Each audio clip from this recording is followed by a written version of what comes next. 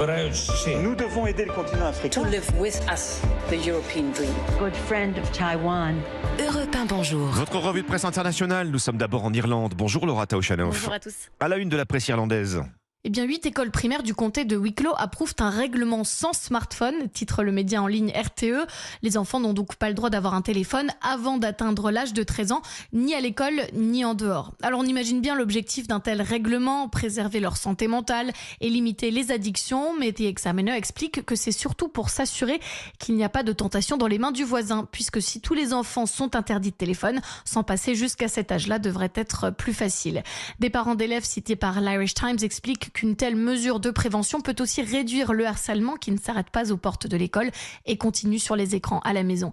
Et l'initiative plaît, le quotidien explique qu'elle est arrivée aux oreilles du ministre de la Santé qui souhaite l'étendre au reste du pays et la transformer en politique nationale. Nous sommes maintenant au Maroc avec vous Alexandre Blanc. Les titres des journaux marocains. Alors on parle ici de Gigafactory, un terme popularisé par Elon Musk qui fait référence à ces usines géantes dédiées à la fabrication de batteries ou de composants pour les voitures électriques. Le Maroc pourrait ainsi devenir le premier pays africain à accueillir ce type d'installation, souligne Le Matin.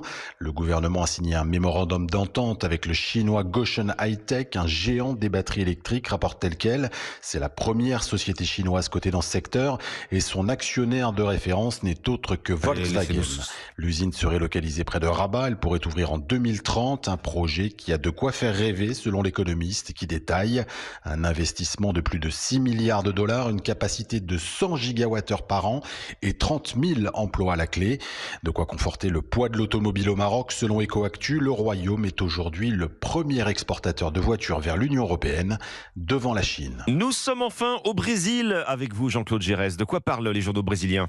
Des relations de Lula avec l'agrobusiness. Depuis plusieurs semaines, rappelle le site Géon, le président brésilien se heurte à l'hostilité du pouvoir législatif, proche de l'agronégoce, pour mener à bien sa politique de protection de l'environnement. D'où sa participation, écrit la Folha de São Paulo, au Bahia Farm Show, le deuxième plus grand salon agricole du Brésil. Malgré les huées d'une partie du public, rapporte Poder 360, Lula a plaidé pour une meilleure cohabitation entre les petits et les grands agriculteurs. Globo Rural note qu'il a promis une aide d'1,5 milliard d'euros pour le secteur et défendu l'idée que protéger l'environnement n'est pas contraire à l'agro-industrie. Mais il a aussi averti, quiconque veut agir comme un bandit et se contenter de déboiser devra subir les sanctions de la loi. Merci Jean-Claude Gérès, 6h54. Bon réveil ce lundi matin avec Europe.